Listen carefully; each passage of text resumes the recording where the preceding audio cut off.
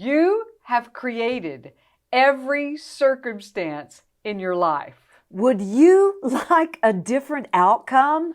What if you could create the desires that you carry? In this video, you're going to learn about this and so much more. And remember, you have the key to all of this, and we're going to tell you all about it. So stay tuned with me.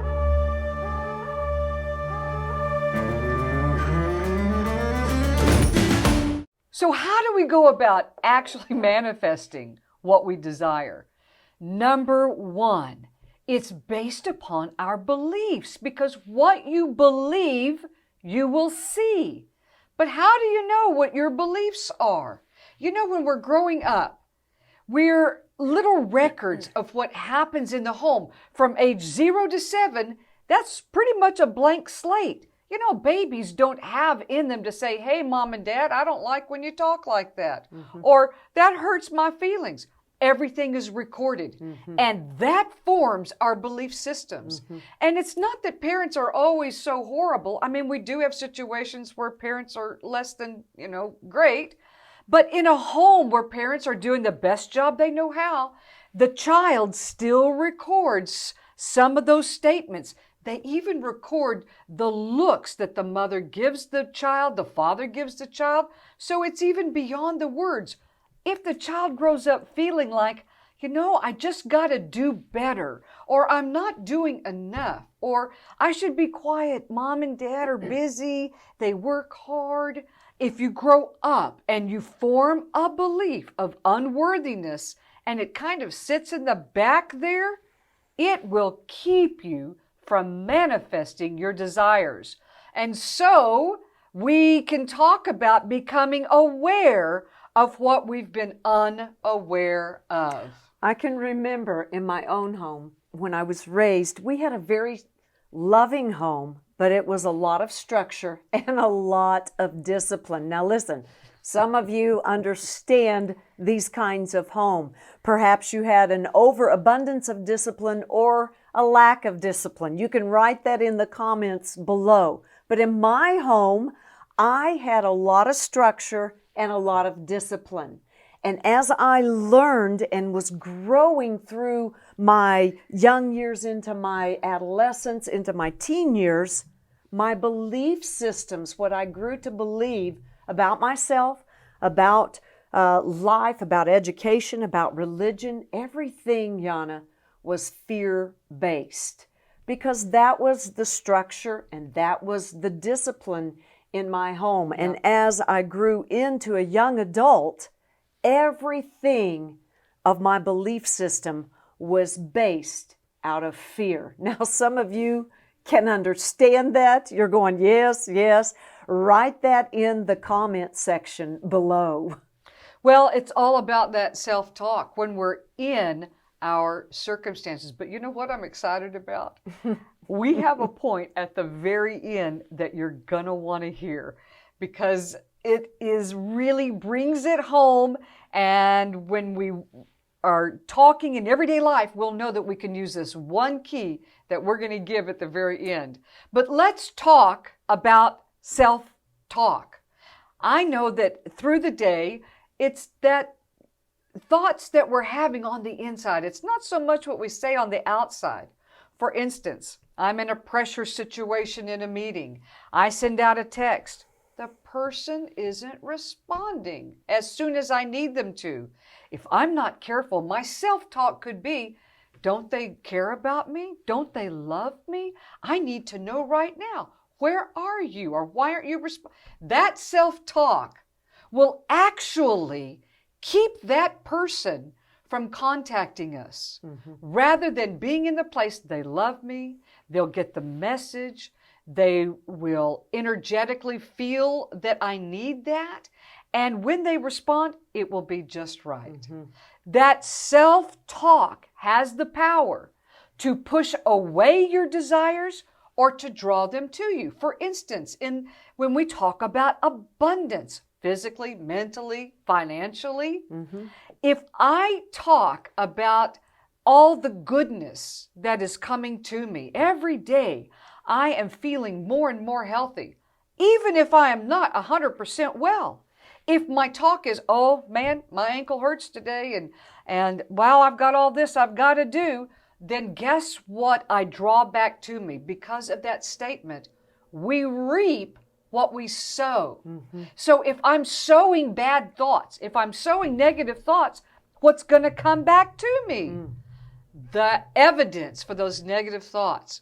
If we're going to manifest what we desire, we got to change that self-talk to every day I'm getting stronger and stronger. Every day my body is showing evidence of what I desire. Every day my pocketbook, my account is showing more and more abundance. I think one of the things I recognized in my own life is I started seeing a pattern happening as a young adult. I would see myself circling around a different circumstance, a different situation, a different time in my life, and yet the outcomes were still the same.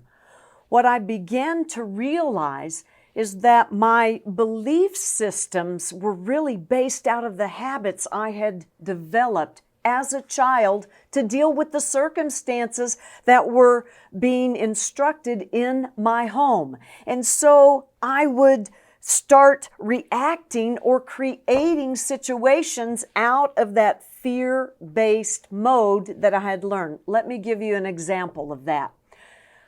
When I was a child and I was being disciplined, Mom would come in and she would say, Darla, you just wait till your dad gets home, because when he gets home, you are going to get, what is coming to you. And so Dad wouldn't come home for several hours. And so what I created internally was, how can I get out of this? Maybe my dad will forgive. Maybe he won't remember. But Putting books in your pants. There you go, or pillows or something like that. So when you got the spanking, it didn't sting as bad. Exactly. But I had 2 hours to work myself up internally with all of this fear base. When I got into college then, and I had an exam coming on or a big game because I was in sports, what would I do? I would start working up this same emotion inside of that was fear-based. And if I didn't perform on this test or on the court like I should, this fear-based response was that I would pay for it. Then as I got into my adult life and I had deadlines that were coming, all of a sudden I would have a fear-based response.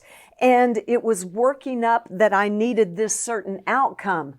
However, what I was doing was sabotaging that outcome because everything was based on fear. And if you're thinking fear, you're going to draw the outcome of fear. Well, let's give them the key. The number one thing. Let's do that right now. The key to all of this are you ready? Your feelings.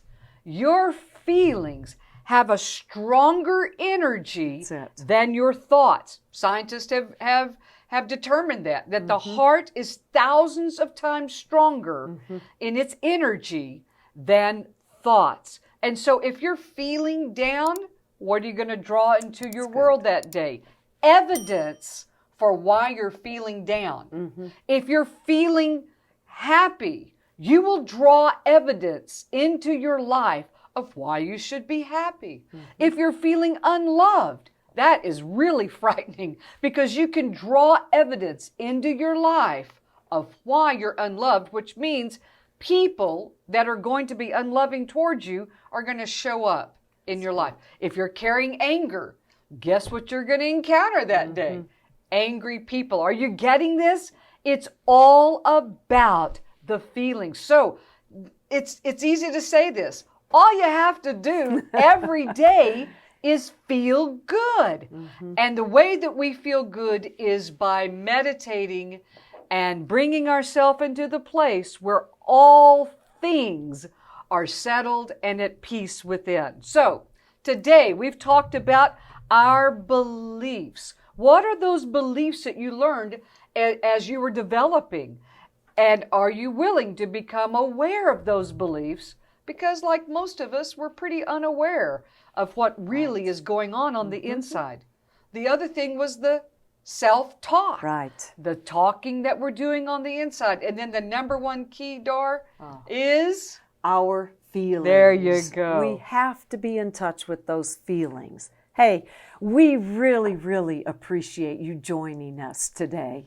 If you've enjoyed this, would you like to know how to overcome the fear of being judged? Because all of us have been in that place, and we've struggled with that from time to time. Yes, we have. I know I have. So if you'd like to know, watch this video next.